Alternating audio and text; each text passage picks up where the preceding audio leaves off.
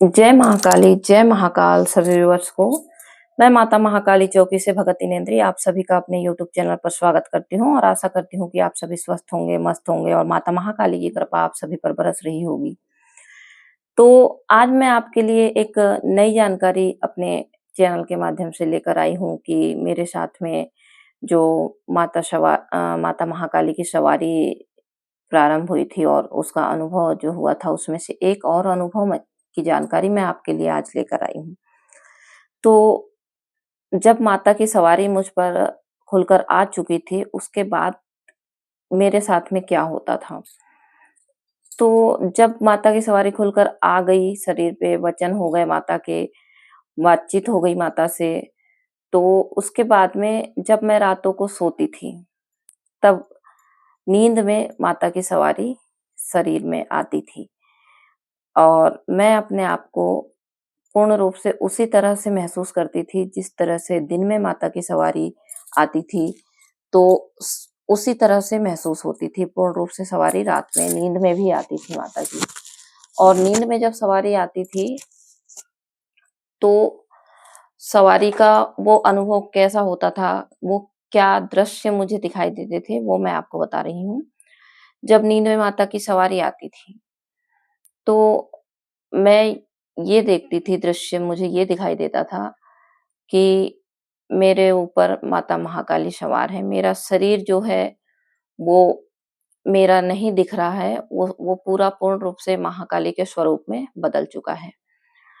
तो मुझे लगता था कि अंदर जो है आत्मा तो मेरी है, लेकिन जो मेरा शरीर है वो पूर्ण रूप से महाकाली का हो चुका है। तो अपने आप को मैं जो देखती थी तो महाकाली के रूप में दिखाई देती थी। 10 हाथ, 10 पैर, 10 सर में और इस स्वरूप के साथ आसमान में मैं उड़ते हुए उन लोगों के पास या उन लोगों के स्थान में जाती हुई दिखाई देती थी, जो लोग मेरे दुश्मन थे, जिन्होंने मेरे साथ बुरा व्यवहार कभी न कभी किया था, जिन्होंने मेरा अपमान किया था, मैं उन लोगों के बीच में अपने आप को जाते दिखाई देती थी। और वहाँ पर ऐसे लगता था जैसे निरीक्षण कर रही हूँ माता महाकाली कि इन शत्रुओं ने मेरी बच्ची का बुरा किया है या ये बुरा करने वाले हैं, मुझे नहीं पता था। लेकिन ऐसे मुझे फ़ील होता था कि जैसे माता उनका निरीक्षण कर रही है कि ये कौन-कौन है, कहाँ है, कहाँ रहते हैं। तो इस टाइप से माता की सवारी नींद में आती थी और उन जगहों पर मैं माता को मेरे शरीर में घूमते हुए देखती थी। तो ये एक बड़ा ही अलग अनुभव, आश्चर्यजनक अनुभव है, जो मैंने रियलिटी में आपके साथ शेयर किया है। हर किसी को अनुभव अलग होते हैं और हर किसी के साथ सच्ची शक्ति माता की नहीं चलती है। लेकिन मेरे साथ मैं उन रेयर लोगों में से एक हूँ जिनके साथ में माता सच्चाई के साथ चली, सच्ची शक्ति माता की चली। तो मैं इस चीज़ को आप तक पहुँचा रही हूँ कि कोई 100 में 1 भक्त होगा, जिसके साथ माता इस तरह से सच्चे रूप में चलती होगी और उन्हें माता की सवारी सच्ची प्राप्त हुई होगी। तो उन्हें भी कुछ इस तरीके से अनुभव होंगे, अनुभव सेम तो नहीं होंगे लेकिन दिव्य अनुभव होंगे, जो अलग होंगे, नॉर्मल जीवन से बहुत ज़्यादा अलग होंगे और बहुत दिव्य अनुभव होंगे। और जब नींद में माता की सवारी आती थी, तो सवारी वैसी ही होती थी, पूर्ण रूप से जैसी दिन में आती थी, उसका एहसास, अनुभव वैसा ही होता था जैसा दिन में आती थी। उसमें कोई बदलाव नहीं होता था। तो माता जब रात में नींद में सवारी आने लगी और इस तरीके से माता मुझे विजुअल्स दिखाने लगी, दृश्य दिखाने लगी, तो मैं सोच के हैरान हो रही थी कि माता की कितनी कृपा है मुझ पर और माता मेरा कितना ध्यान रखती हैं कि माता उन लोगों को जाकर देख रही हैं, उन जगहों पर जाकर देख रही हैं कि इन्होंने मेरी बेटी का अपमान किया था, मेरी बेटी की कभी न कभी बेइज्जती की थी, कभी न कभी मेरी बेटी के लिए बुरा किया था। तो मैं इतनी ममतामयी माता महाकाली की कृपा को पाने के बाद में तो पूर्ण रूप से महाकाली की मैं हो ही चुकी थी और हो ही चुकी हूँ और हमेशा रहूँगी। लेकिन ये कृपा हर किसी को नहीं मिलती है। मैं सौभाग्यशाली हूँ कि मुझे माँ की कृपा मिली और मैं माँ की एक कहूँ तो प्यारी बेटी हूँ। मेरी महाकाली मेरी माँ है और उनसे बढ़कर मेरे लिए कुछ नहीं है और कोई नहीं है।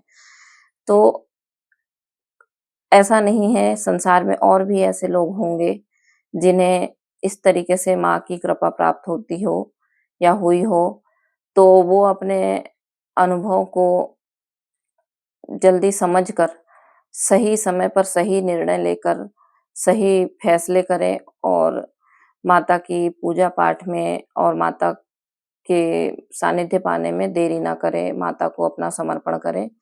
तो कभी भी जिन भी साधकों के साथ या जिन भक्तों के साथ ऐसा होता है, उन्हें कभी भी माता की पूजा-पाठ को बढ़ा देना है और कभी भी उन्हें किसी भी मंदिर में या किसी भी देवी-देवता का अपमान नहीं करना है। जब भी वो जाएँ, तो उन्हें बिल्कुल विनम्र भाव को अपने आचरण में लाना है और विनम्रता के साथ उन्हें जीवन जीना चाहिए, क्योंकि जिसके भीतर माता की कृपा हो, उसे किसी भी प्रकार का अहंकार, काम, क्रोध मन में नहीं लाना है, पाप मन में नहीं रखना है।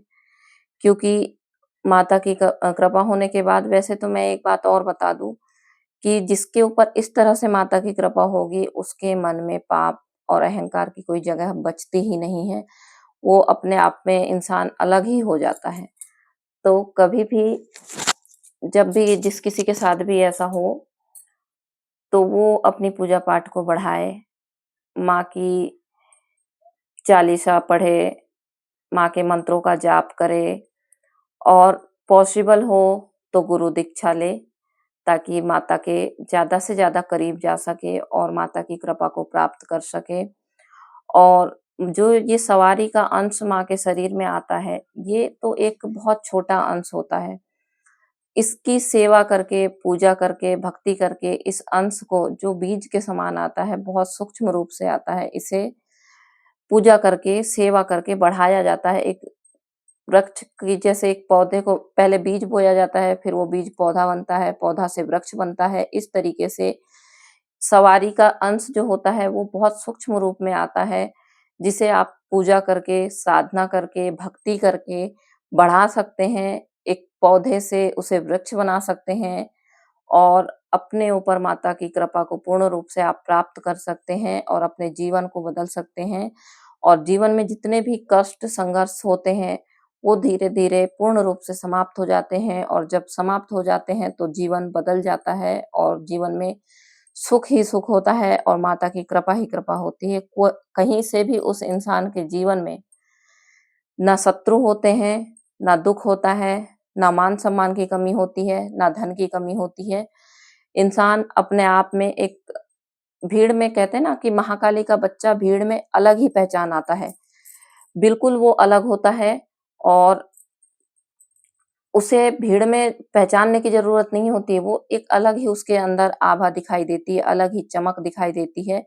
भीड़ में उसे लाखों लोगों में, हज़ारों लोगों में अगर आप देखेंगे, तो अलग ही पहचान आपको नज़र आएगी कि हाँ, ये कुछ अलग ही है।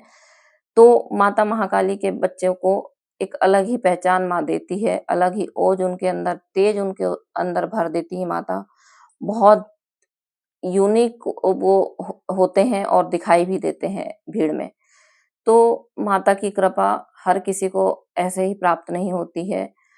हो सकता है पिछले जन्म के कर्मों से प्राप्त हो या इस जन्म में उसने साधना, भक्ति, पूजा इतनी की हो, तो इस तरीके से उसे माता की कृपा प्राप्त होती है।